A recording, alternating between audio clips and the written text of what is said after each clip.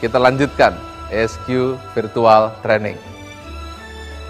Sebelum saya ceritakan tentang leadership principle, izinkan saya bertanya, apa definisi leadership?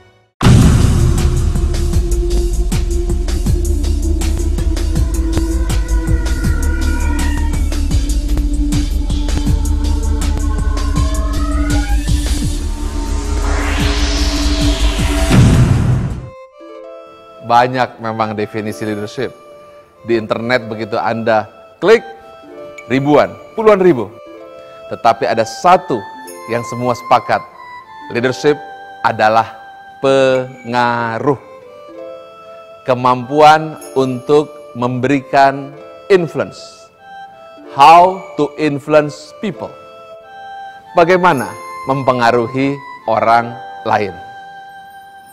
Banyak orang yang belajar leadership, tapi tidak melalui prinsip pertama dulu, yaitu STAR Principle, Spiritual Commitment.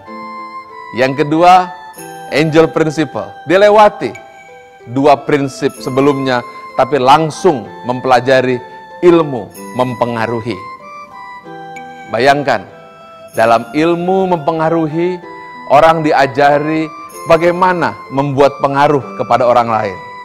Misalnya, apabila ketemu orang, harus lurus wajahnya, kemudian senyuman harus tersungging senantiasa, biarkan orang bercerita tentang dirinya, dan biarkan dia membanggakan dirinya, anggukkan kepala setiap 1 menit sekali, dan kemudian jangan lupa rahang dibuka, tidak boleh, karena dia akan kecewa. Kemudian tanyakan tentang pengalaman dia, kenapa dia sukses, maka dia akan bercerita, maka pada saat itu Anda menjadi pendengar yang baik. Lalu, sebutkan namanya berkali-kali, karena nama adalah dentingan harpa yang paling indah yang bunyi di pagi hari. Yang ketika Anda ucapkan nama itu, maka dia akan senantiasa merasa berharga. Begitu banyak manusia ingin dihargai, dan begitu banyak manusia yang mati kehausan akibat penghargaan.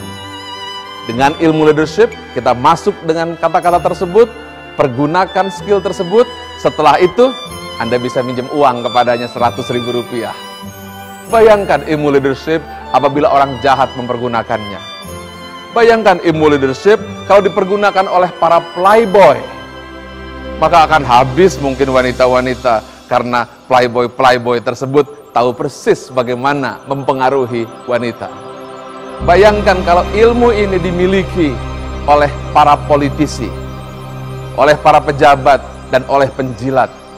Apa yang terjadi? Kerusakan di mana-mana. Itulah sebabnya leadership dalam ESQ model adalah prinsip ketiga, yaitu setelah dia beriman kepada Allah, setelah dia beriman kepada malaikat, baru dia belajar ilmu leadership dengan ilmu Nabi Muhammad SAW. Artinya, mana lebih dulu?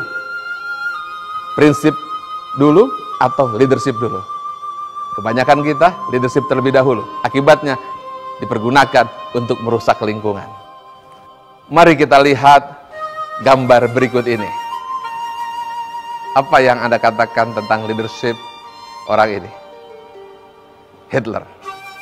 Bukankah hebat leadershipnya? Dia mampu membuat pengaruh yang hebat. Leadershipnya kuat, tapi apa yang tidak dimiliki? Ya benar, hati nurani. Sekarang lihat pemimpin ini. Masih ingat siapa dia? Joseph Stalin. Leadershipnya hebat, pengaruhnya dahsyat. Tapi apa yang tidak dimiliki? Hati nurani. Jadi apa kesimpulannya? Sebelum belajar ilmu leadership, kita harus paham hati nurani, iman kepada Allah, iman pada malaikat, baru kita belajar ilmu kepemimpinan. Berikut, lihat gambar ini. Pada gambar ini, nampak bahwa leadership skill adalah garis yang ke atas, sedangkan personal values adalah garis yang horizontal.